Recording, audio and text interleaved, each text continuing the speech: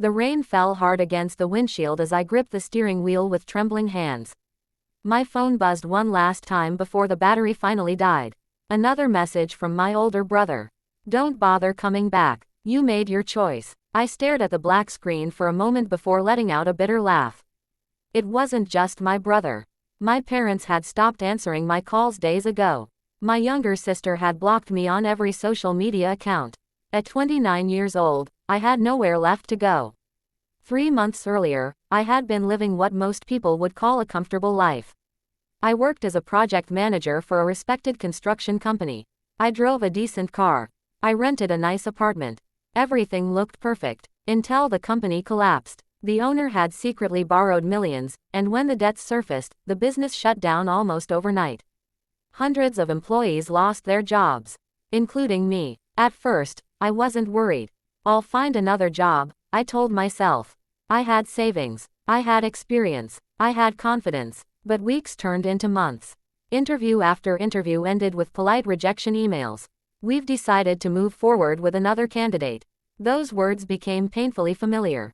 My savings slowly disappeared. Rent became impossible. Bills piled higher every week. Eventually, I swallowed my pride and asked my family for help. I didn't want money forever. I only needed a place to stay while I got back on my feet. Instead, I became the family joke.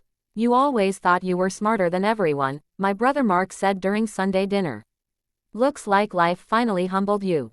Everyone laughed. Even my father smiled. You should have listened to us years ago, he added. We told you not to quit the family business. I tried to explain. The company went bankrupt. It wasn't my fault. My mother crossed her arms. Excuses. You've always had excuses. I looked around the table. No one defended me. Not one person. I felt like a stranger inside the very home where I had grown up. Then came the words that changed everything. If you can't even support yourself, my brother said with a smirk. Maybe sleeping in your car will teach you responsibility. Laughter filled the room again. I forced a smile, picked up my jacket, and quietly walked out. No one followed me. No one called my name. No one cared. That night, I actually slept inside my car. The temperature dropped below freezing. I wrapped myself in an old blanket and stared through the fogged-up windows, wondering how life had unraveled so quickly. For the first time in my life, I cried, not because I had lost my job, not because I had lost my apartment, but because I realized I had lost my family long before I lost everything else. The next morning, I drove to a public library to warm up. I spent hours applying for jobs using the free computers. Every application felt like another tiny spark of hope. Late in the afternoon, an elderly janitor noticed me sitting alone. You've been here every day this week, he said kindly.